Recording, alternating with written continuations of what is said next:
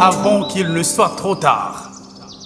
Les ravages des feux de forêt à travers la France, plus particulièrement dans le sud du pays et ailleurs en Europe et en Amérique cet été 2022, comme en Australie en 2020, posent la problématique du réchauffement climatique qui assèche la Terre, ses cours d'eau et sa végétation.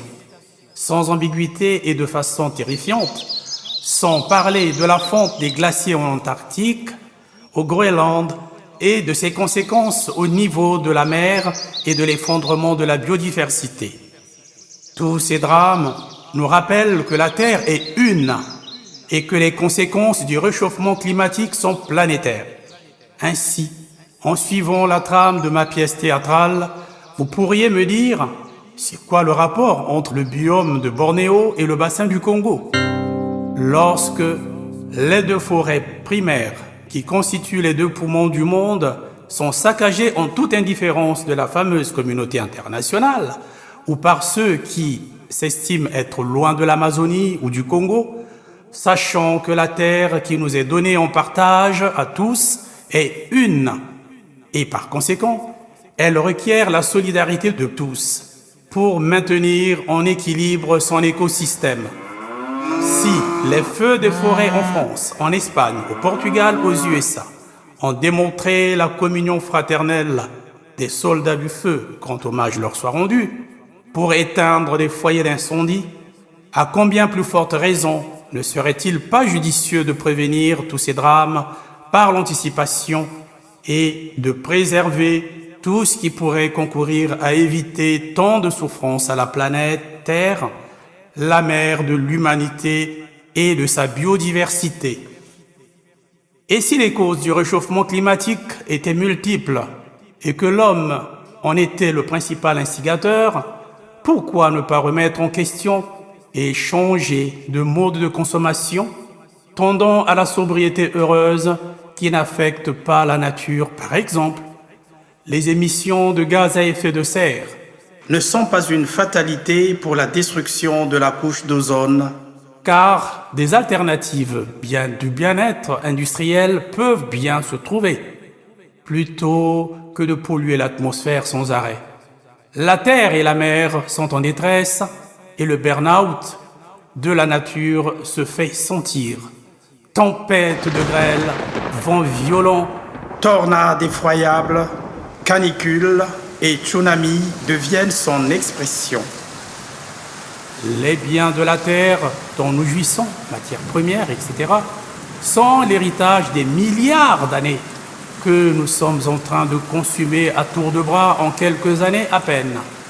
L'humanité a mis en détresse la terre au point de dérégler les saisons, les rendant plus rudes et plus austères, modifiant de facto sa géographie physique. Tel un humain défiguré, la mère Terre souffre terriblement. L'Amazonie, qui représente une forte concentration en monoxyde de carbone, est en train de brûler à la grande indifférence apparente des médias du monde entier. N'eût été l'intrépidité des internautes, des youtubeurs, acquis à la cause écologique, qui viennent nous alerter sur la question. 3358 feux détectés en une seule journée durant l'été torride 2022. En aviez-vous entendu parler? Certainement très focalisé sur les incendies en France, bien relayé par les médias officiels et les réseaux sociaux sur les incendies en France, en Espagne, au Portugal et aux USA.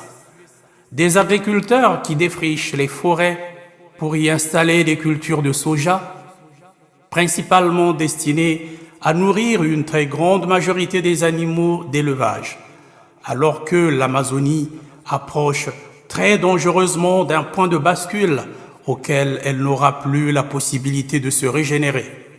Et si l'humanité venait à perdre les grandes forêts humides tropicales du monde, dont l'Amazonie est celle du bassin du Congo, cela reviendrait à amputer l'être humain de ses membres supérieurs et de ses membres inférieurs.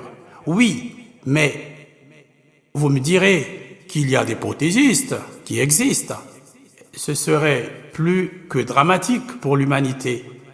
Notre monde est un village planétaire, que les feux des forêts d'ici ou de là-bas revêtent la même gravité d'appréhension. Que la déforestation de là-bas ne nous soit point indifférent. Conjuguons nos moyens et capitalisons nos ressources.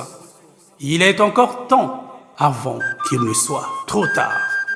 Ouvrons-nous aux réalités de notre monde, ouvrons-nous aux réalités de notre temps.